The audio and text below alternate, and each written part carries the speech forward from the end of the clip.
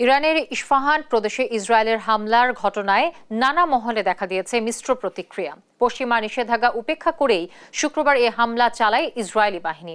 এমন পরিস্থিতিতে মধ্যপ্রাচ্যে উত্তেজনা প্রশমনে ইরান ইসরায়েলকে শান্ত থাকার আহ্বান জানিয়েছে যুক্তরাজ্য, চীন, ইতালি ও ইউরোপীয় কমিশন। ইরান বলছে পরিস্থিতি গভীরভাবে পর্যবেক্ষণ করছে তাদের সামরিক বাহিনী। লুৎফর কবিরের আরও একটি রিপোর্ট।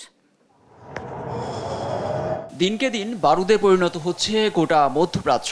গাজায় ইসরায়েলের ভয়াবহ হামলার মধ্যেই ইরান ইস্যুতে পরিস্থিতি উত্তপ্ত।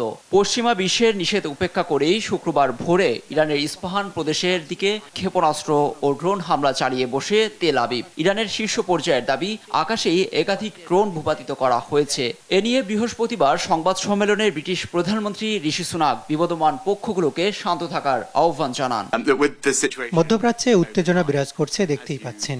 আমরা অনেক খবর পাচ্ছি, তবে এ বিষয়ে এখনই আমাদের মন্তব্য করা ঠিক হবে না। মিত্রদের সঙ্গে কথা বলে পুরো বিষয়টি স্পষ্ট হওয়া যাবে। উত্তেজনা না বাড়াতে ঋষি সুনাকের মতো একই বার্তা দিয়েছেন ইউরোপীয় কমিশনের president Ursula von der Leyen ও ফিনল্যান্ডের প্রধানমন্ত্রী পেত্তিরি অর্পো। অঞ্চলটিতে উত্তেজনা না বাড়াতে সম্ভাব্য সবকিছুই করতে হবে আমাদের। যে কোনো সংঘাত থেকে সবাইকে দূরে রাখতে হবে। মধ্যপ্রাচ্যে আঞ্চলিক উত্তেজনার বিরুদ্ধে ইরানের মিত্র চীন। হামলার পরপরই সংবাদ সম্মেলনে চীনের পররাষ্ট্র মন্ত্রণালয়ের এই মুখপাত্র বলেন, সংকট মোকাবেলায় মধ্যস্থতায় প্রস্তুত শি জিনপিং সরকার। পাল্টাপাল্টি হামলায় উদ্বেগ জানিয়েছে এশিয়ার জাপান ও রাশিয়া সহ বিশ্বের অনেক দেশ। পরিস্থিতি গভীরভাবে পর্যবেক্ষণ করছে বলে জানিয়েছে ক্রেমলিন।